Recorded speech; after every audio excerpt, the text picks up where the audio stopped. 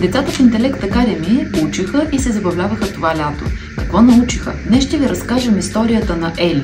Тя е само на 6 години, но се подготвя за първи клас. Цяло лято беше с нас и се научи да пише елементи на букви, вече и букви, а и да чете. Нека да ви разкажем нейната история в детайли, защото тя ще ви покаже своите умения.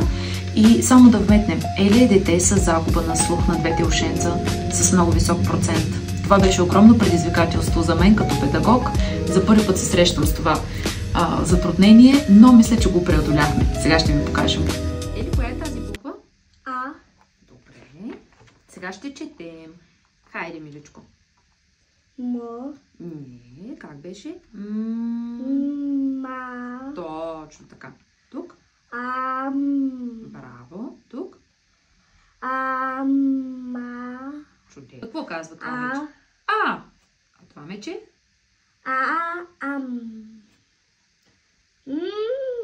Много вкусно. Точно така. Това означава, че е много вкусно. Четем са си. Да.